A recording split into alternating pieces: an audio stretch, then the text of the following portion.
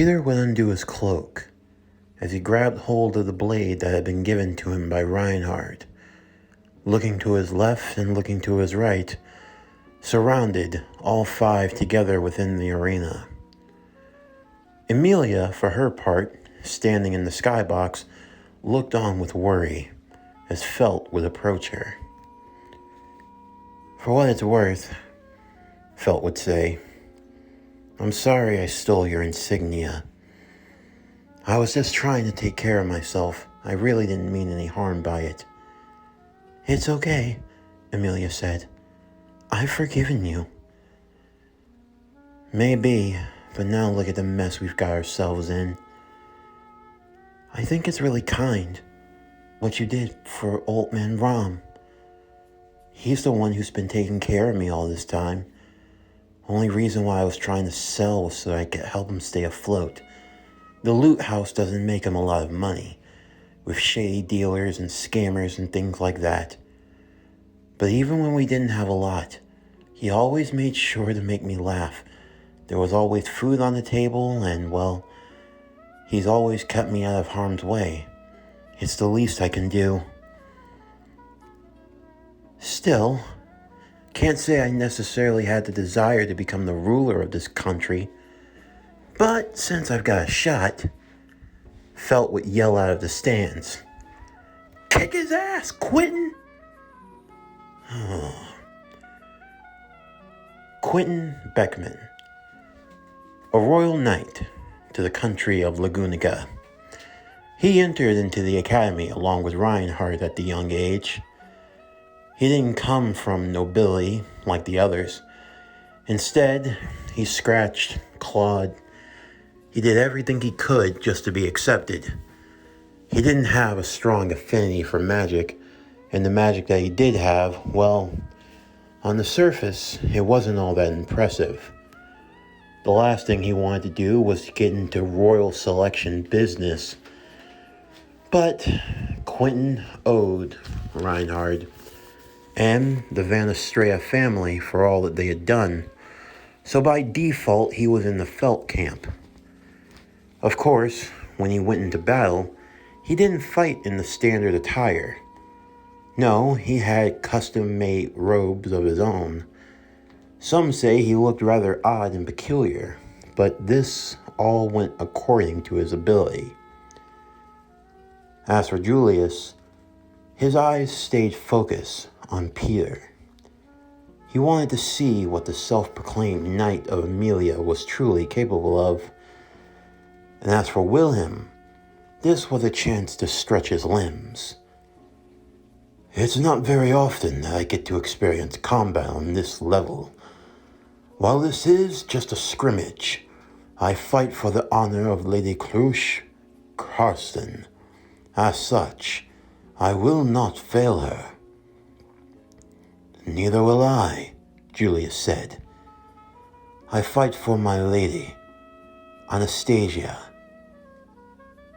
It is my will that she will become the next ruler of Laguniga. I simply swing my sword where I'm told," Al said, Priscilla making her instructions very clear. "Do not hold back, Al. I don't want to be embarrassed. Crush them all and demonstrate my might." Emilia looked on to Peter. As he looked back towards her, he gave her the thumbs up.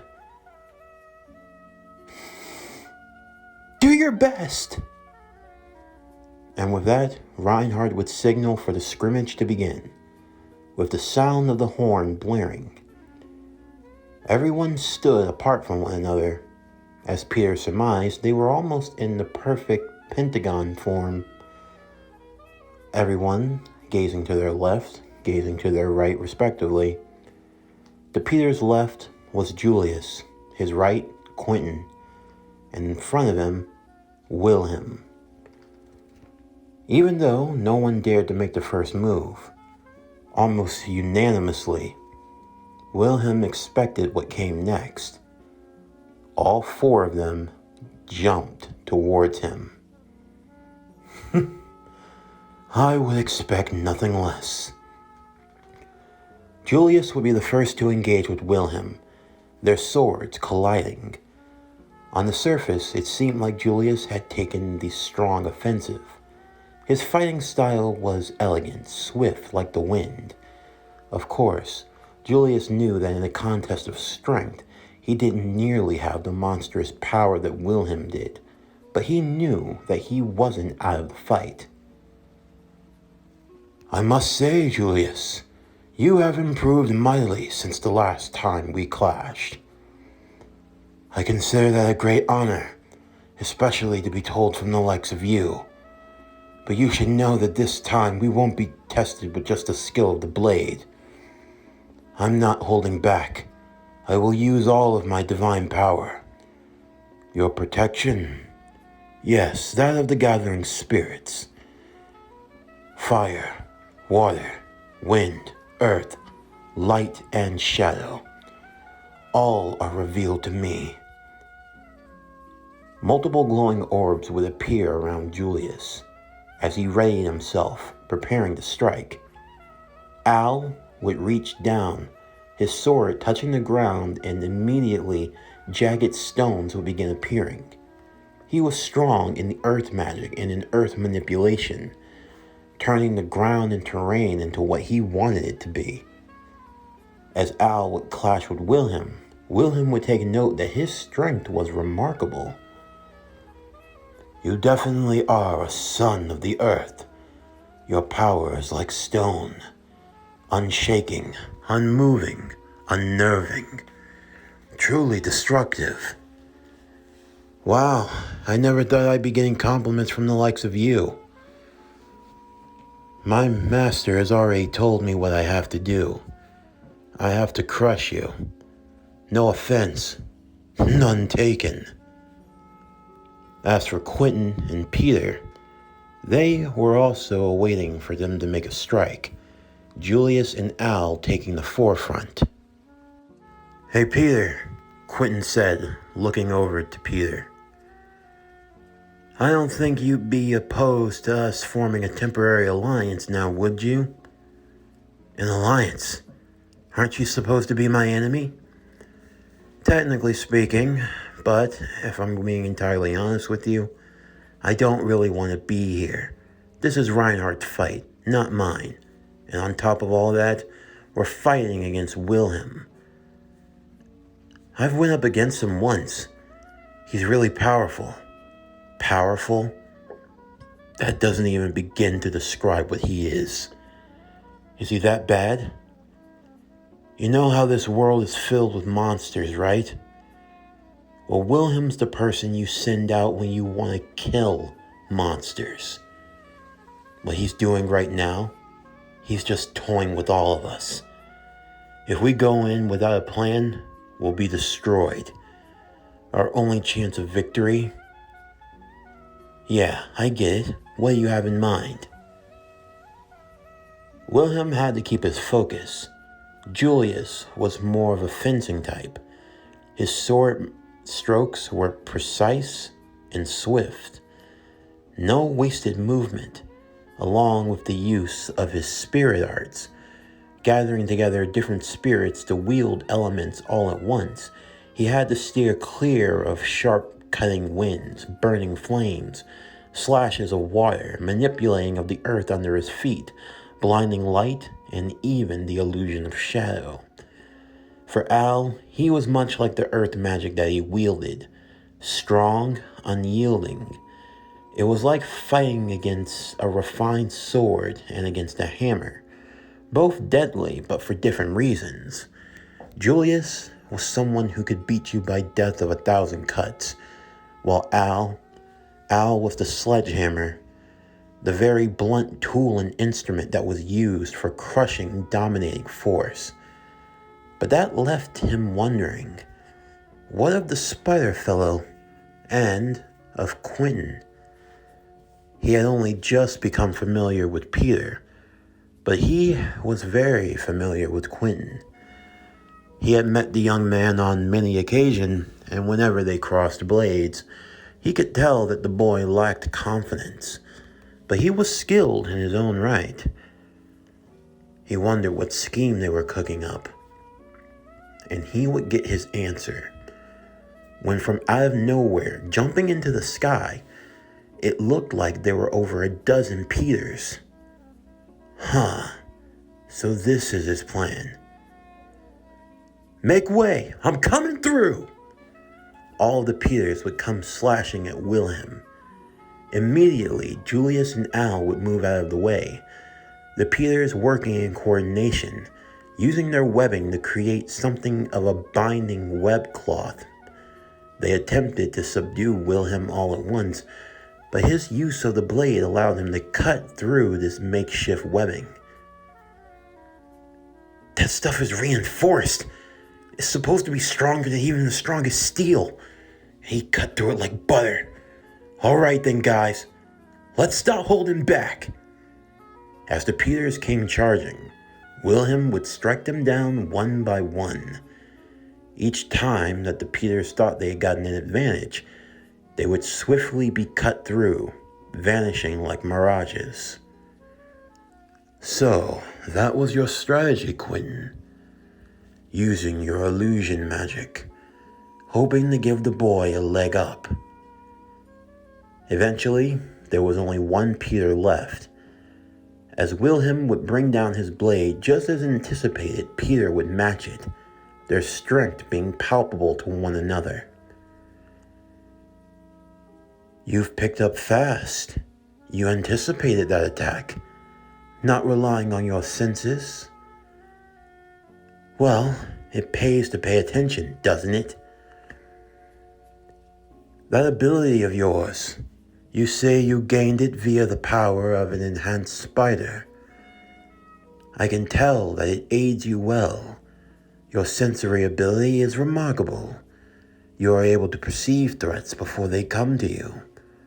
However, I too have such a skill. Are you serious?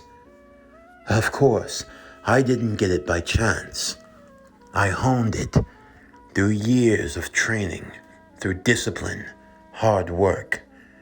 I am able to anticipate even the greatest of attacks." "Oh yeah? Let's see if you can handle this." Peter would begin to pick up speed. He was attempting to overwhelm Wilhelm, but he didn't move. Peter would dance and move around him from spot to spot, jumping, flipping over. He used webbing trying to bind and hold him in place, shooting webs at his sword hand only for the webs to be sliced. Peter would respond by shooting another web strand. Wilhelm catched it with his free hand, and then Peter would enact his battery hidden inside of the web shooter.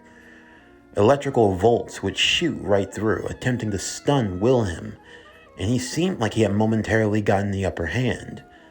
He went in, hoping to land a hit, but Wilhelm responded with a swift kick to the gut, forcing Peter to retreat and fall to a knee. "Damn it! This webbing of yours, rather tricky. And your aim.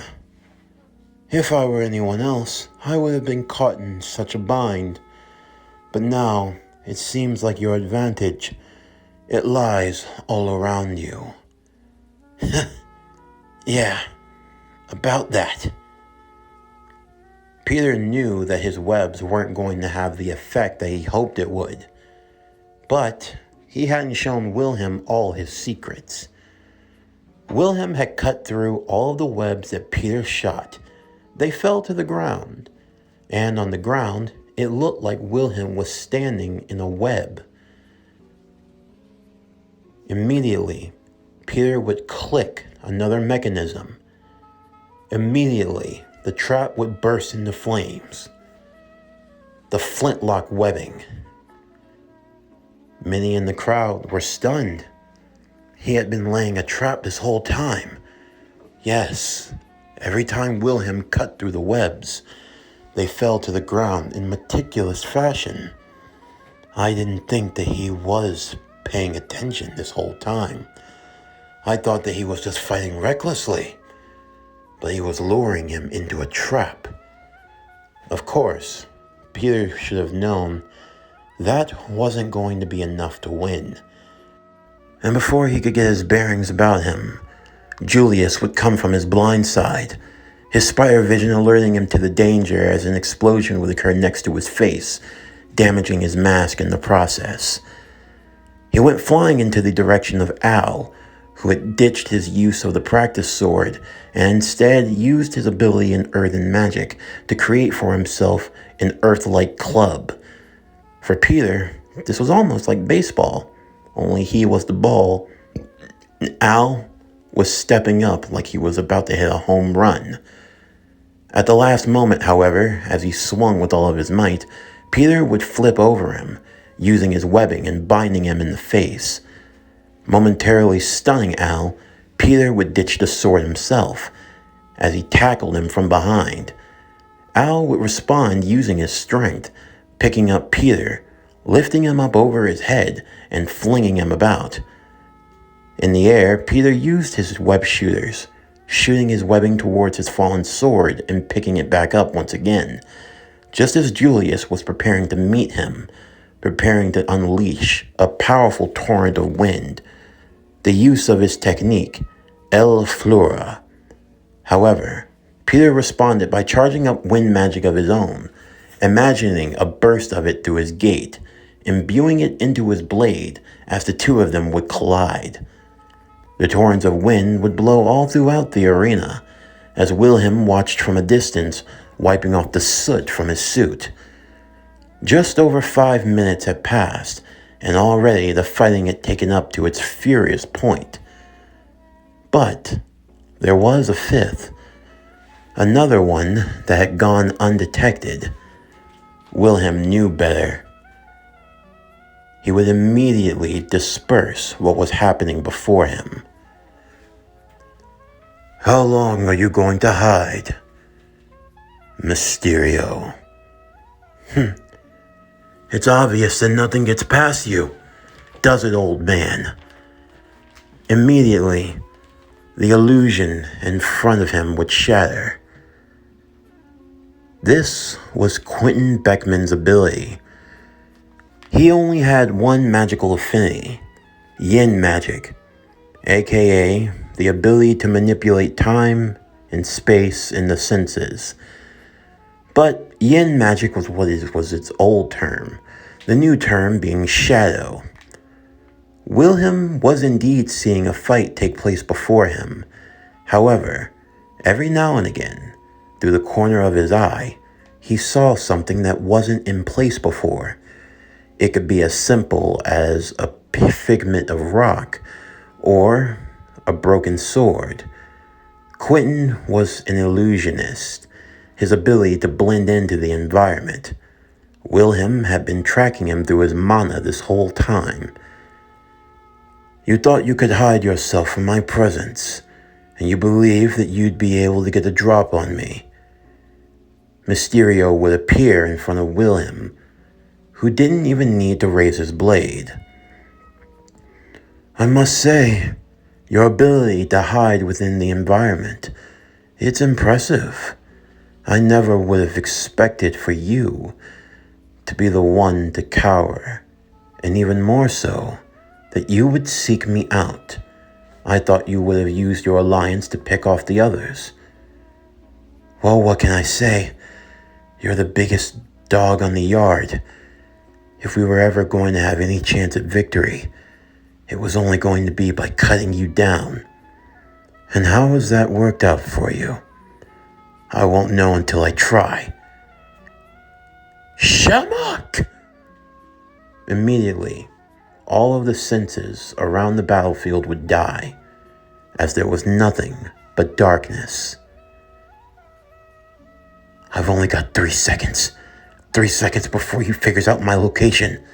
I've got to make it count. 1, 2, 3. Quentin felt the wooden blade to his neck. "Did you truly believe that that would be enough to stop me?" "You should know better than that, Quentin. I expected more from you.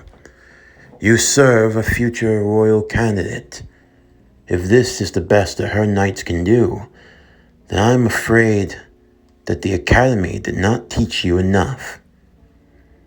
Actually, it taught me quite a lot. It taught me how to make friends. It taught me that I don't always have to fight alone. And more importantly, it taught me that senile old men like you really need to get your eyes checked. The Quentin that stood before him would transform. His skin, his body, it turned into a glob of webbing that immediately shot all over Wilhelm. It caused him to be caught in quite a bind as he focused his mana into his blade, attempting to cut himself free. Just in that moment, his real opponent would be revealed. The Spider-Man. So it was you.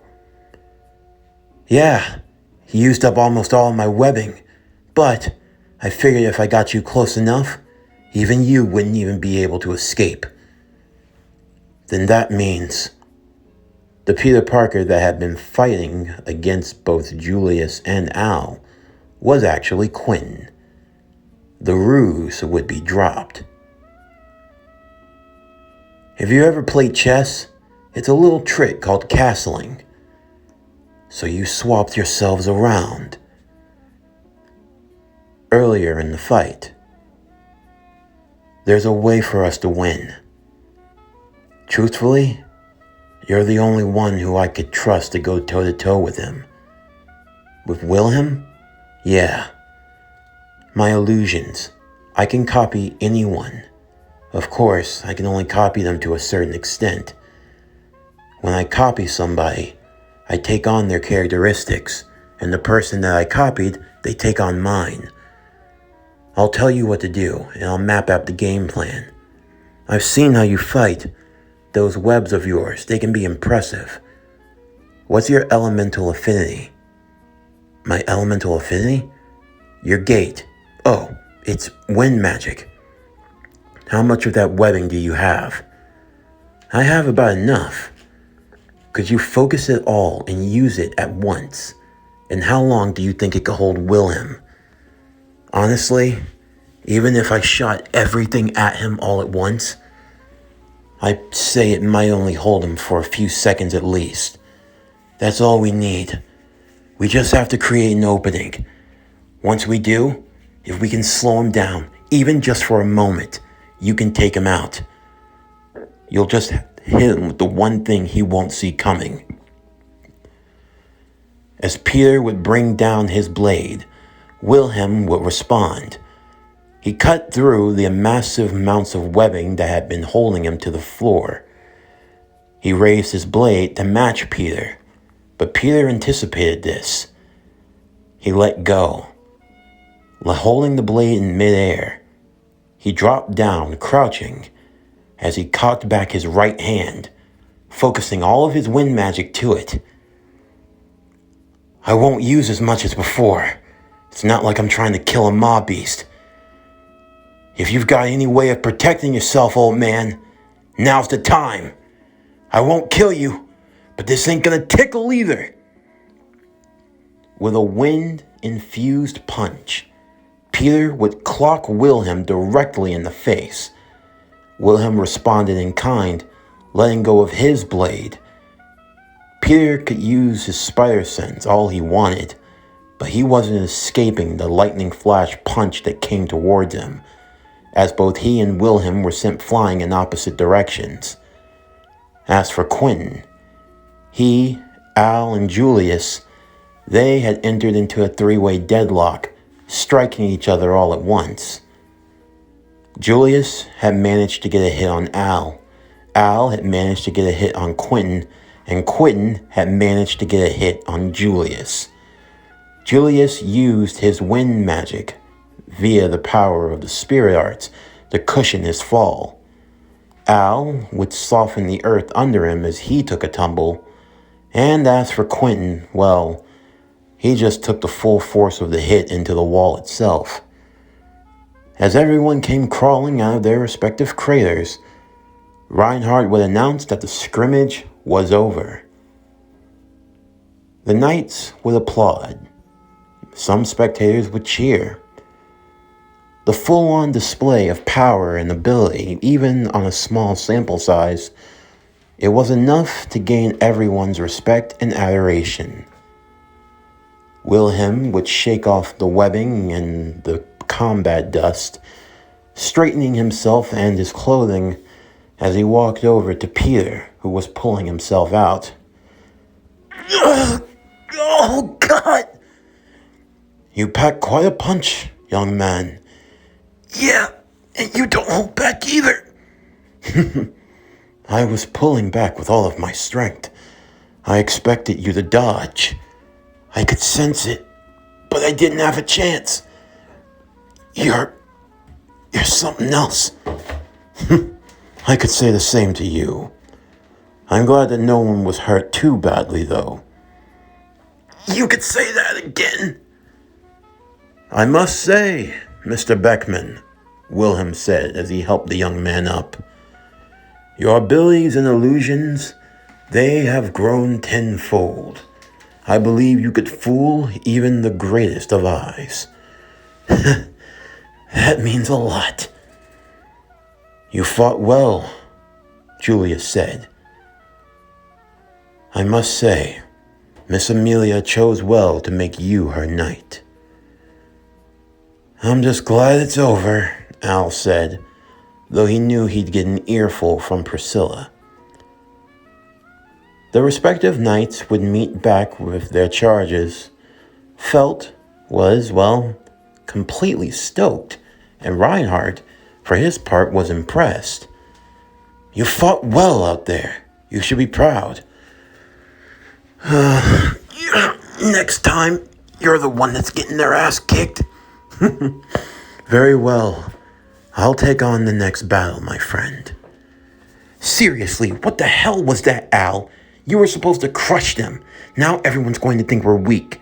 You're going to have to make this up to me. Gee, she looks so beat up, Anastasia said. I'm sorry, milady, Julius said. It's obvious that I'm going to have to pour more resources into you. No, it's my fault. I shouldn't have. Oh, please. It's going to be money well spent. Once you make up where you fall, well, then I know I'll be unstoppable. You're going to owe me, so you better be prepared to get to work. You fought remarkably, young Peter, Roswell said, as Amelia was checking on him. He held his tattered mask in his hands. Oh my God, Peter, you look so beat up. Don't worry, I'll make sure that I heal you properly and it's all right. I was able to perform well, wasn't I? And besides, I made you look good. No, I don't want any of this. People shouldn't have to fight to prove a point. I want there to be collaboration, to be understanding. That's what's important to me. I just wish I get it. Believe me, I do. I'm sorry that it came to this. I probably overstepped my bounds, getting involved the way that I did. But you shouldn't allow them to push you around, Amelia. You're fighting to become the ruler of a country. That's no small task. And well, I'm not always going to be around. People can't just feel comfortable disrespecting you whenever they want. Your name, Peter said as he looked down to that tattered mask of his.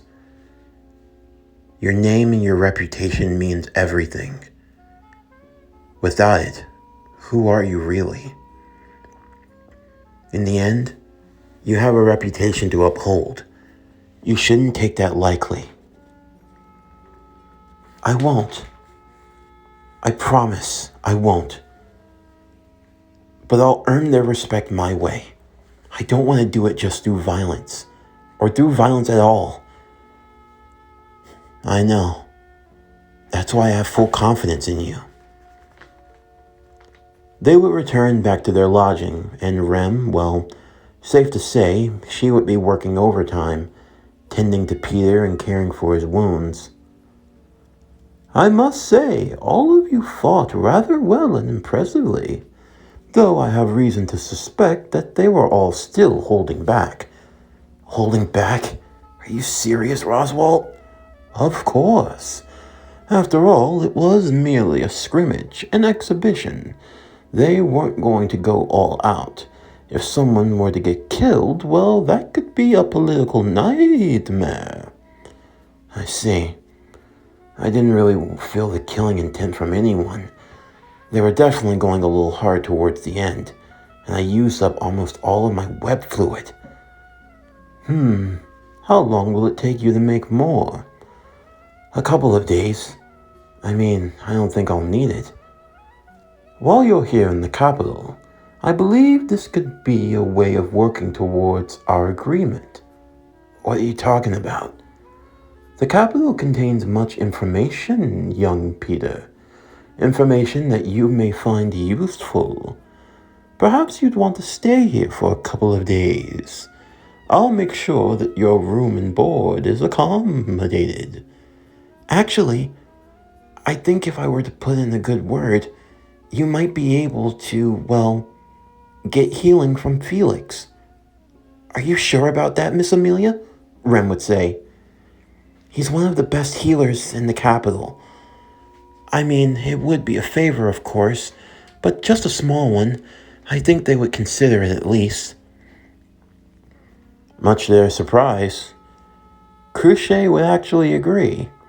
She held a strong level of respect and opinion of Peter, especially after how he had fought against Wilhelm, and Wilhelm saw an opportunity to train with the boy once more, to see just how far his skills could really take him. After making themselves comfortable, and with Felix working his healing magic onto Peter, Amelia would pack her things and prepare to say her goodbyes. I'm really sorry. I know you have to get back to the manor soon. It's okay. Roswell will be with me. You won't be gone too long, right? I won't. I'll see whatever information I can pick up, and then I'll be back to the manor as soon as I can. It didn't take us too long to get here, maybe like a day and a half or so. If I'm able to push it, then I think I could beat that time. Okay then. I look forward to seeing what you're able to figure out. Amelia would wish him well, as both she and Roswell would take her leave. With that, Peter would remain in the capital, with Rem by his side, as Roswell would insist. Rem didn't mind. Of course, she wanted to go back home, but she had enjoyed being with Peter. As he recovered, he would talk with the various knights of Lagunica. They would go to different archives and different libraries, trying to gather whatever information or knowledge that they could about magic or places to other worlds. Peter had become more adept with the language, but there was still a lot more that he didn't understand. Still, things were relatively peaceful, and his time in Lagunica was doing him well. Whenever Rem wasn't accompanying Peter, she was actually doing modifications helping him with his suit. She'd even gone so far as to help stitching his mask back together and finding material to build a new pair of lens. You're really good at that, Peter said. It's not too difficult. I'm sorry that it can't be like how it was originally. No, it's fine. It's perfect. Thank you. Do you sleep okay? What do you mean? Last night, I heard you. It sounded like you were having a nightmare. Oh, you heard that, huh? Truthfully, there was one thing that didn't sit well with him. Sleep was hard to come by. It didn't matter how hard he tried, he still dreamt of that day. The day he died the first time, the day he lost everything. He wondered what was going on back on Earth. He wondered if Aunt May, if Ned, if MJ, if they had survived. Who knew how much damage Thanos had done to the world? Honestly, I'm scared. I want to get back home, but I don't know how long it's going to take. I don't know what's waiting for me even if I get back. But I can't just sit around and do nothing. I feel like everyone's depending on me. And I mean, I've come to make friends with all of you guys. I don't really want to leave either. I don't know. I just feel like no matter what I do, I end up letting someone down. Don't say that, Rem would say.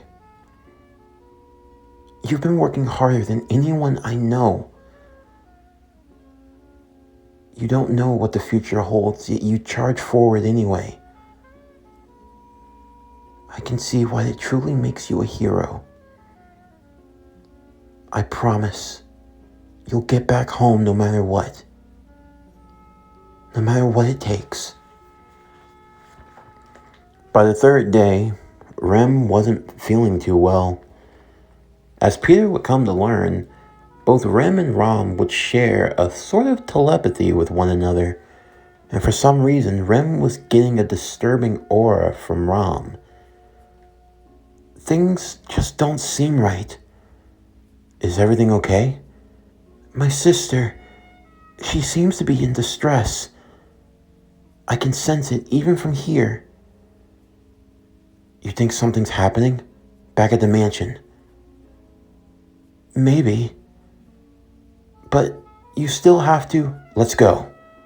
But wait, Peter! You still need to get more information in... There's not enough time. Besides, I can always come back here later. I'm trusting your instinct. If you say something's wrong, then it's wrong. Just as Peter and Rem were packing their things and getting ready to leave, there was another developing matter. A knight of Lagunica had been found dead in an alleyway. His name, Quentin Beckman. A crime scene was being opened immediately as word was traveling. On a rooftop far off in the distance, a figure shrouded in a dark green cloak watched, his head covered by a dome that mirrored his environment around him. As Peter and Rem were leaving, they soon came to find that they needed transportation. They didn't have money for a dragon-drawn carriage, at least not a lot of it. But they found someone who was heading in that direction, a young man named Otto, a merch seller, who unfortunately had too much jars of oil. As if it were a stroke of fate, Otto had actually been planning to go to the Roswell Manor in hopes of speaking with the proprietor, Roswell L. Mathers. Upon learning that Peter served Roswell's household, he saw this as a golden opportunity. Then please allow me to be of assistance. If you need to get home as soon as possible, I'll be glad to take you. And in exchange, will you allow me to meet with your master? Yeah, I think that's fine. Rem? Yes, I think Lord Roswell will listen to you. Excellent. It seems like my fortune's finally turned around. Okay, let's go. While in the back of the carriage, Peter would work on his web cartridges. He was only able to make 6 of them, only enough to fill up his web shooters and no extra for his belt. He had been working on a short supply, a little kit of chemistry that he carried around for emergencies like this. Rem could see the expression on Peter's face. He looked worried, anxious. Of course, she had her own worries as well. Things were getting worse, but she didn't want to tell him that. He already had so many burdens. She wasn't going to put any more upon him. By the time nightfall had come, they couldn't progress any forward without resting. So they found an inn by chance. There, they were going to sleep for the night, and then the next day, they would make their way to the Roswald estate as quickly as possible. As Peter was getting ready to rest, Rem would enter into the room, holding what appeared to be a glass of milk. "It's to help you sleep." "Oh, thanks. I appreciate it."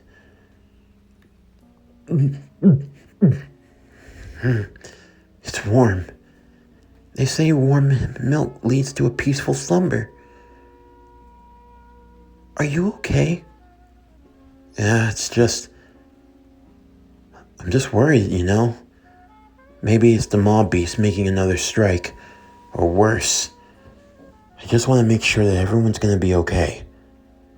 "They will be, I promise. You work really hard, Peter. You shouldn't put so much on yourself." "It's hard not to. I just...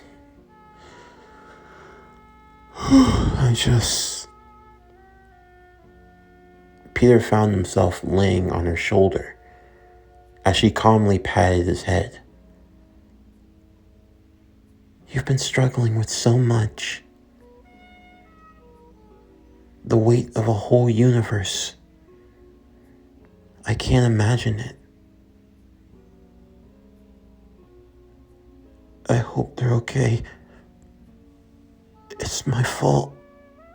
It's my No, it's not your fault. You did everything you could, and I know that you'll continue to be the best hero that you can be. I promise you will make it home. I swear."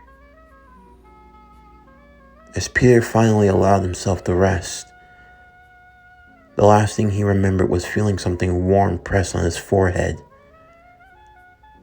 Rem had given him a kiss, tucking him into bed and turning off his lamp.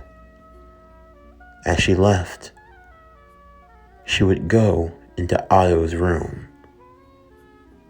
"Ugh! What?" "We need to leave, now." "What?" "But it's already..." "We need to leave, now. We'll pay you whatever you want." I just..." "Then give me the carriage. I'll take it myself." "But Rem's horn would grow as she grabbed him by the throat. "Listen to me. I'm going to take the carriage. You're going to disappear. I'll find you when the time comes, and I will repay you in kind. But you will not trouble that boy. You will let Peter sleep as long as he needs to. I left a letter explaining everything. Do you understand me?" "Yes, I do." "Good." By the time Peter awoke, it was midday. "Oh, man, did I oversleep? I should go check on Rem, see how she's doing." Peter saw his mask and a note folded inside. He opened it and began to read. "Dear Peter, by the time you read this, I will have already gone. You have put so much on yourself. The stress of 2 worlds. You take everything onto yourself with a smile on your face. The way that people look up to you, you make them feel seen. I can only imagine the type of hero that you are to the people of your world. I can only imagine the wonderful and amazing things that you can do. That's why you can't be allowed to get involved in this. I won't allow it. Even if you hate me, even if you despise me, the truth is you come from another world, and it would be wrong. if you were robbed of the chance to go back? Rem, oh God, what did you do?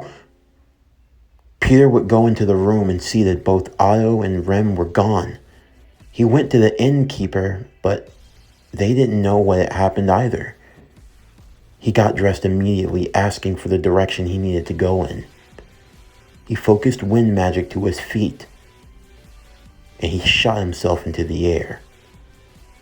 Like a jet propulsing itself across the sky, Peter did just that. Oh God, Rem, what if you... It took almost 3 hours, but eventually, Peter would arrive. He saw Armin Village. The homes were in flames. As he touched down, he yelled out for the people. He yelled out to the parents, to the children. But what he saw next, he saw bodies. People dressed in black robes. Civilians slaughtered. Children. It made him sick. He ran to the well, lifting his mask as he threw up. His tears escaping his face.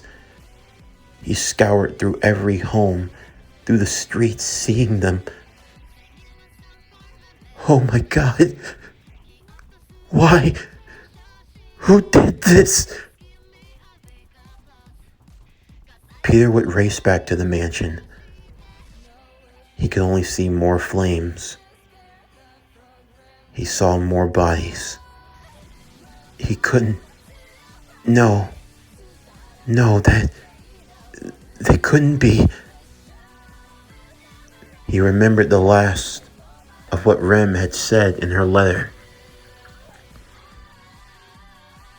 As he rushed to the Roswell mansion, there lied a trail of death and destruction. Making his way to the front gate, he saw her. No.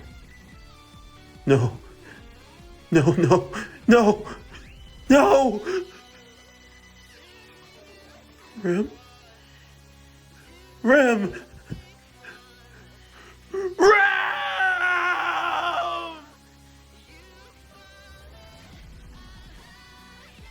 This concludes ReZero, Princess and the Spider, Amazing Dawn. What If Spider-Man was in ReZero, Season 1, Part 6. As always, if you enjoyed today's video and everything else that we have to offer, then please don't forget to like, comment, subscribe, share, and hit that bell for post notifications so you can stay up to date on everything that is PowerCore Productions and Podcastings that has to come out now and in the future. Stay tuned next time as we continue with ReZero, the Princess and the Spider, Amazing Dawn. What If Spider-Man was in ReZero, Season 1, Part 7. But anyway, that's going to do it for the end of today's video. I'm Javon Harrington with PowerCore Productions and Podcastings, signing off, and I'll see you next time.